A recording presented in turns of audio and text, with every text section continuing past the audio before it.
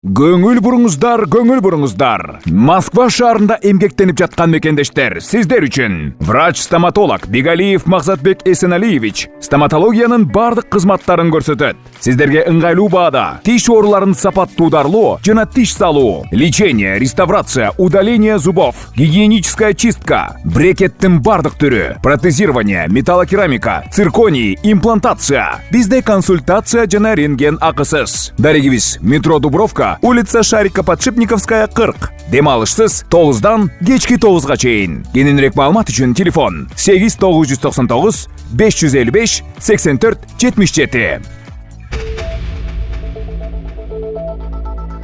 Камчыбек Ташиев көп балалуу жалгыз бой энеге батир белек кылды. УКМК төрагасы Камчыбек Ташиев Токмок шаарында жашы 7 элек 8 баланы тарбиялап жаткан жалгыз бой эне Айжан Бакаловага 3 бөлмөлүү батирдин ачкычын тапшырды. Атайын кызматтан билдиргенде, Бакалова буга чейин Камчыбек Ташиевке турак жай берүү маселесин кароо өтүнүш менен кайрылган. Мындан улам Камчыбек Ташиевдин тапшырмасы менен көп балалуу үй бүлөгө Токмок шаарынын кичи райондорунун биринен бардык тиричилик шарттары жана эмерек буюмдар менен жабдылган 3 бөлмөлүү батир тапшырылды.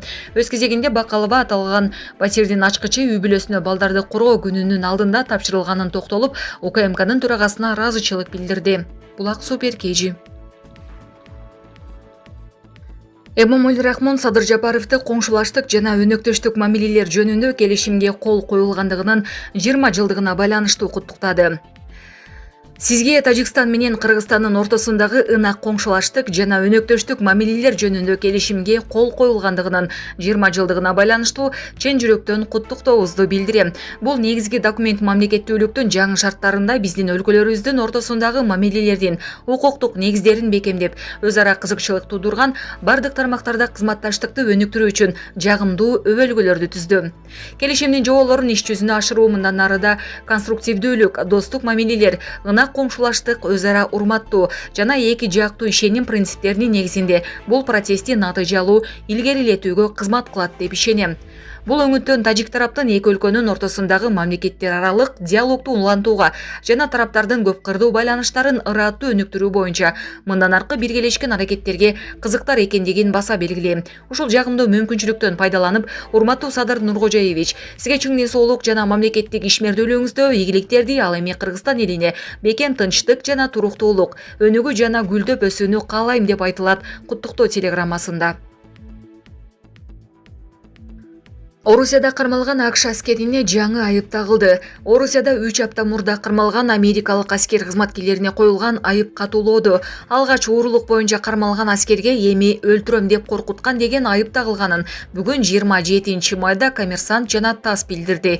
Алардын маалыматына караганда, Приморье крайынын прокуратурасы АКШ аскеринин сержанты 34 жаштагы Гордон Блекке кылмыш жаза кодексинин 2 беренесинин негизинде айып тагып, ишти сотко жөнөттү. Алгач ага олуттуу зыян келтирген урлук деген айып тагылган.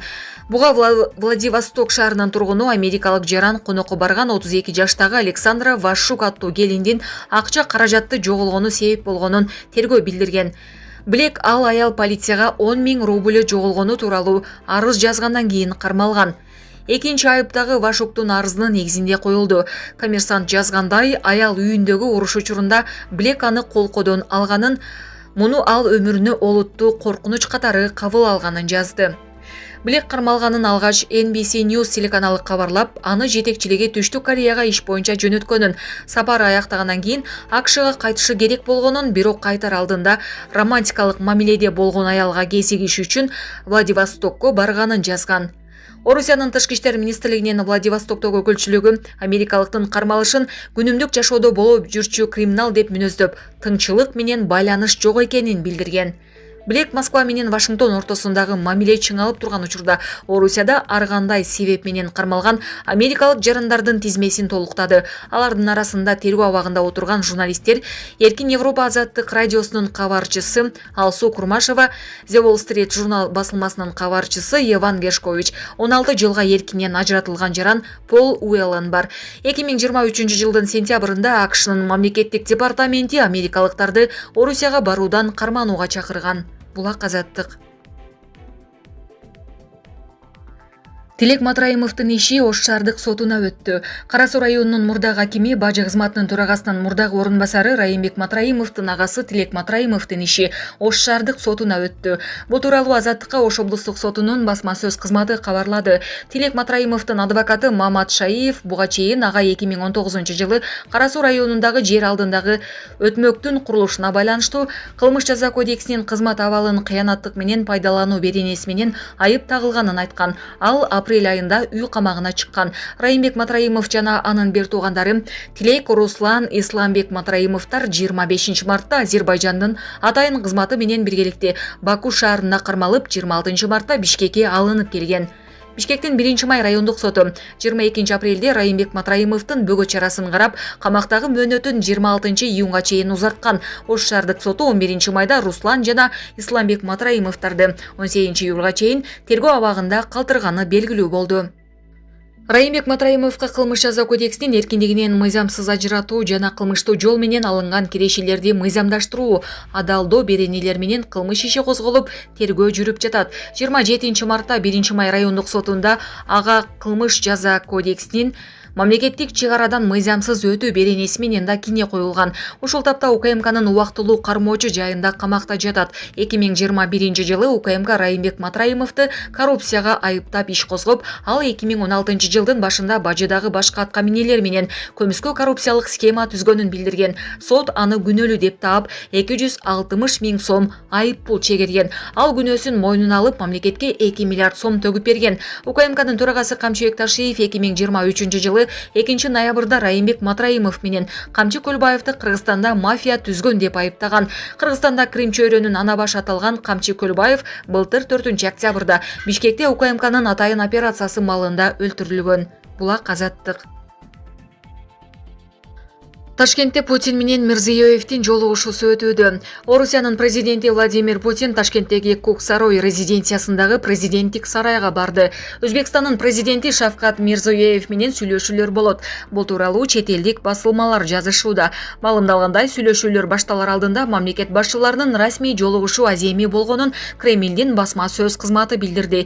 Оркестр эки өлкөнүн гимндерин аткарды. Салтанатка Өзбекстандын ардактуу кароолунун жоокерлери катышты.